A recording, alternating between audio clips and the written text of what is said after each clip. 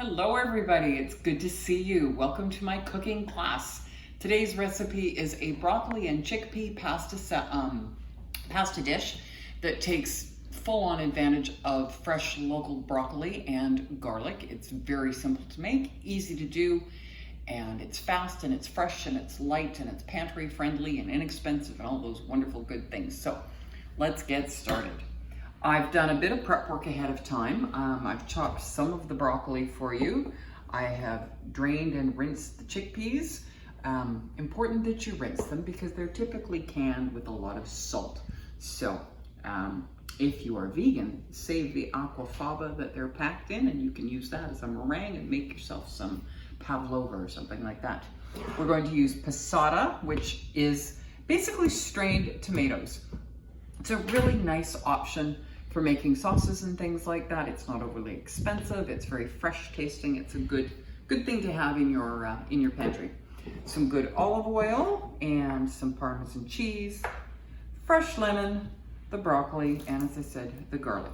So, even though I've already done some of the broccoli, I wanted to show you how I separate it into small pieces, cut the stalk off, and just put the knife in between the branches, if you will, and that eliminates the because sometimes you get a lot of this kind of stuff if you just chop right down from the top. If you go this way, it makes a mess.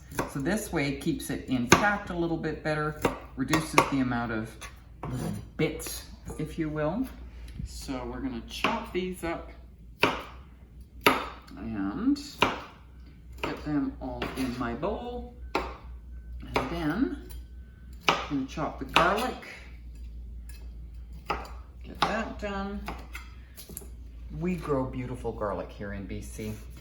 So, see, look at that. Just a very few little bits of crumbs. So I'm just going to throw those in the compost. Now, garlic. I like a lot of garlic. You don't have to use a lot of garlic. Recipe calls for 3 cloves. You can use as many as you want. This is my hack for peeling one. You cut the root end off, flatten it with your blade of your knife, and it pops right out. Easy, easy, because garlic, honestly, can be a sticky, hot mess. So there's your root end. Chop it off. Flatten it with the blade of your knife. Out pops the clove. And you are ready to either put it in a garlic press or chop it.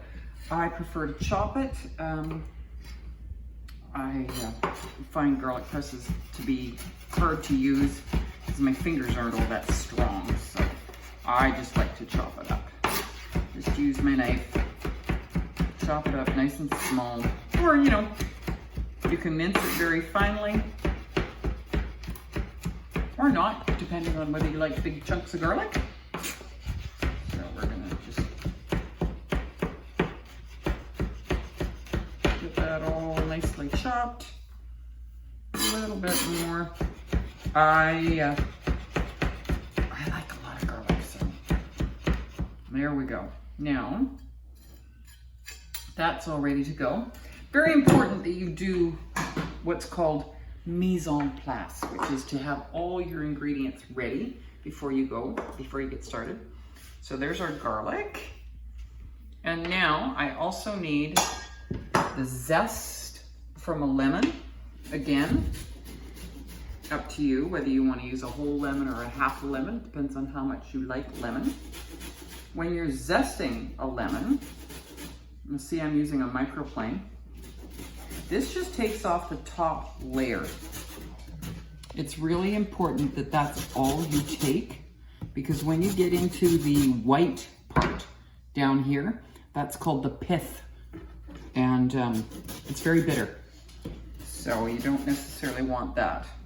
So we are just going to take the zest off, put that in a bowl over here, and then we'll squeeze it in a bit. just realized this isn't in the recipe at all. That was a total screw up on my part. So welcome to, Karen's kitchen, which, we just sometimes run like that. I'm gonna put this away because that's in the next recipe that I'm gonna do. Oh, yeah. So, my apologies. We're heading over to the frying pan. We are going to turn on the frying pan. Get it nice and warm. You can hold your hand over it like I'm holding over it here. This is not hot enough. You want to be able to go, oh, that's hot. And then, so we get it a little bit heated up. When you're using a non-stick frying pan, you know not to use too hot a flame because that breaks down the coating on the pan. So if you have a cast iron frying pan, then that's a different story. So we've got some heat going here, good glug of olive oil. Now I'm going to put the broccoli in before I put the garlic because I want it to get nice and, browned a little bit, maybe a little bit caramelized. If it's a fall time that you're making this recipe, you can roast this in the oven instead of doing it in the frying pan. But since we're focused on making this in the summer, I don't want to turn my oven on in the summer, so we're not going to. So we're going to give this a chance to get started. You'll know it's getting nice and you can see the heat, you can see the color changing on the broccoli. It gets really super bright. You can hear it starting to sizzle. So that's good. And I'm also going to throw my chickpeas in at the same time. I'm going to get those all browned up. Season with salt and pepper. It's important to season as you go. So we're going to put some fresh ground pepper in here.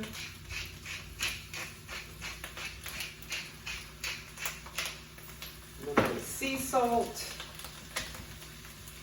I like to put it into my hand so that I can see just exactly how much I'm putting in. You don't want to over season because you don't necessarily want it to taste salty.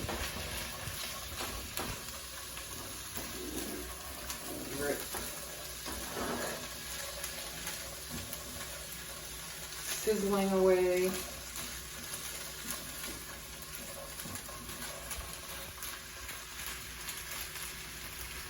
Just let that sit for a few minutes. And I've got my garlic here. The reason I didn't put the garlic in right away is because garlic tends to burn very easily, particularly over high heat. And burned garlic doesn't taste very good. So you can keep sauteing here.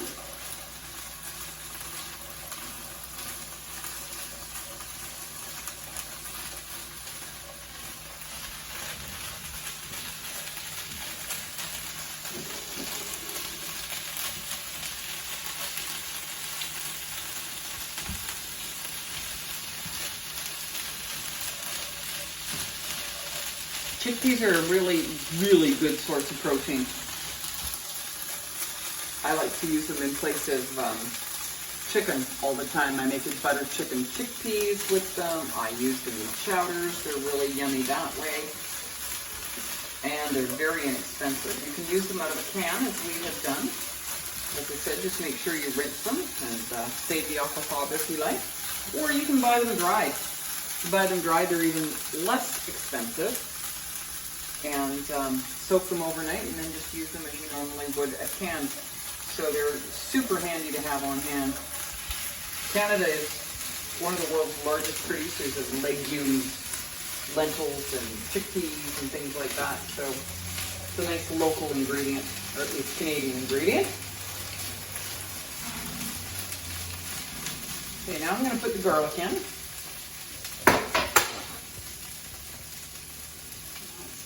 There.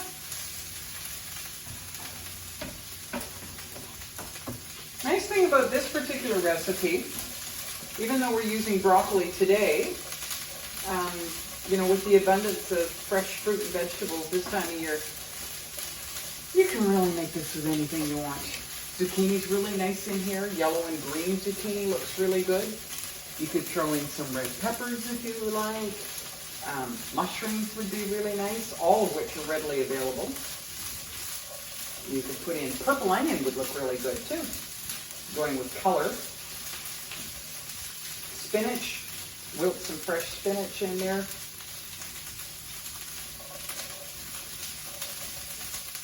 Okay. Let's see how we're doing here.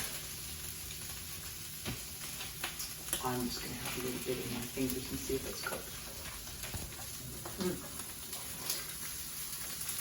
Almost. It's already, the garlic is so fragrant in there. And you're starting to get a little bit of the salt. Some of the flavors are starting, the garlic is starting to coat everything. You can see a little bit of the browning starting on the broccoli. So that is, that's it starting to caramelize. So it's going to give you a richer depth of flavor.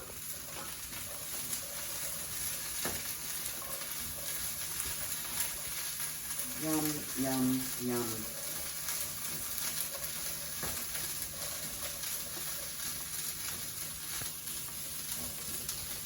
Okay. We are ready to add the pasta. That's how fast and easy this is. Might as well get my lemon ready. So I'm going to let that sit for another couple of minutes. A quick stir. Like I said, you don't want to burn it, but you definitely want some of that browning to start happening.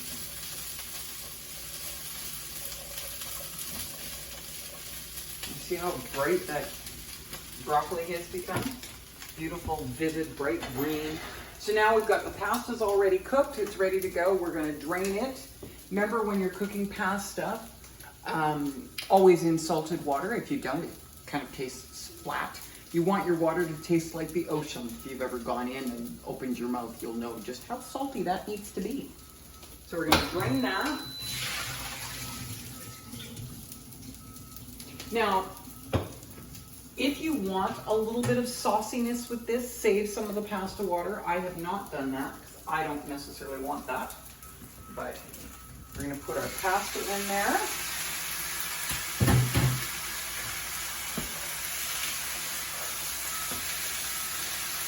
Stir it around.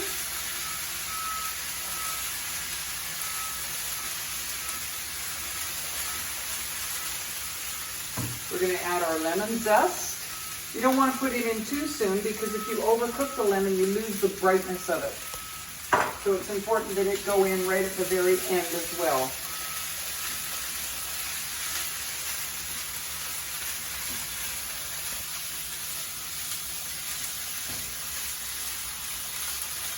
Last but not least, some lemon juice. So we've got half the lemon here. I always just squeeze it into my hand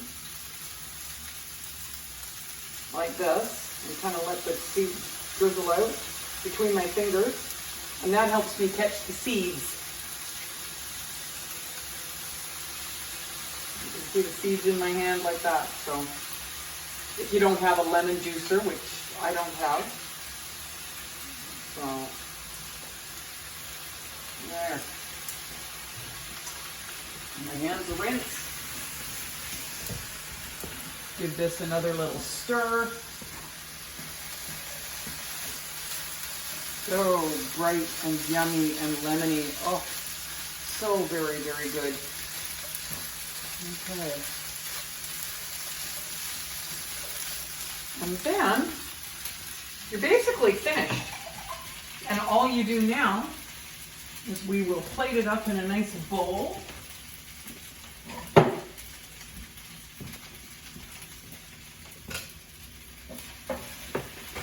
Like this.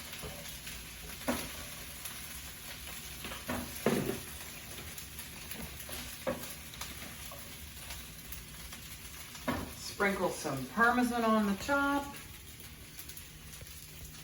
And there you have it, folks. Broccoli chickpea pasta with a bright lemon finish. I hope you enjoy it. Thanks. Bye.